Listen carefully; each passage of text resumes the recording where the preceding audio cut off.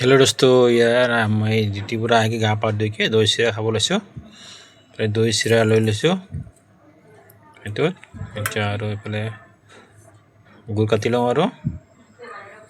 দৈ চিৰা আৰু গুড় খাই লওঁ মানে বহুত গৰম দিছে না এতিয়া কেইদিন বহুত গৰম দিছে এইফালে আমাৰ ফালে আপোনাৰ ফালে কেনেকৈ গৰম কমেণ্টে জনাব আমাৰ বহুত গৰম দিছে ডিউটিৰ পৰা আহিছোঁ 10-11 বজাতে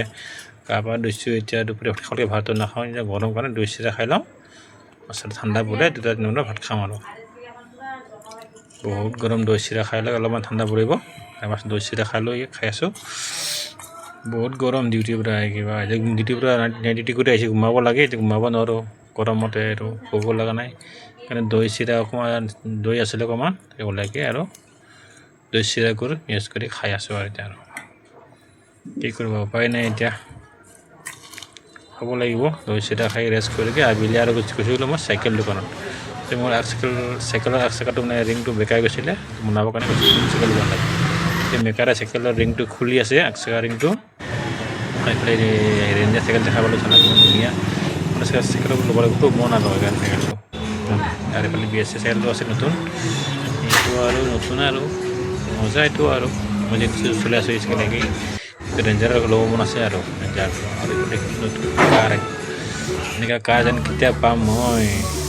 ঘৰত আছে নাই কাৰ ল'বৰ কাৰণে এনে চাইকেল চলাব লাগিব গোটেই বছৰ জীৱনটো এনেকৈ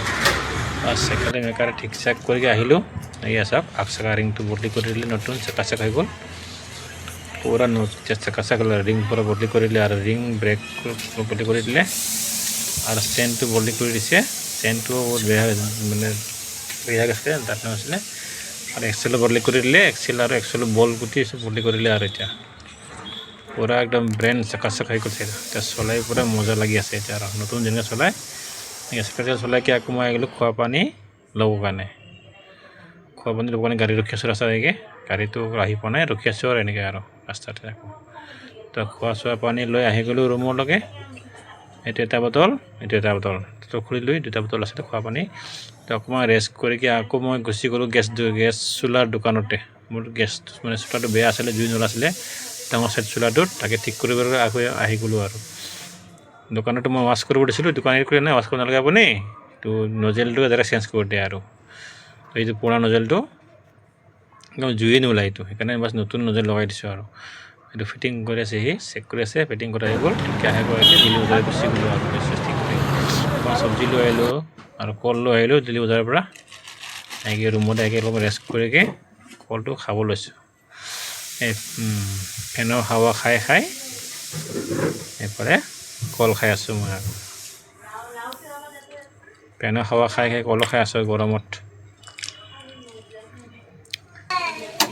আকৌ এইফালে চাহ খাবৰ কাৰণে চিৰা আৰু বাদাম ভাজিলোঁ আৰু আকৌ বোলে আলু কণী বইল দিছে হৈ গ'ল তাৰে কণী ভাজি আছোঁ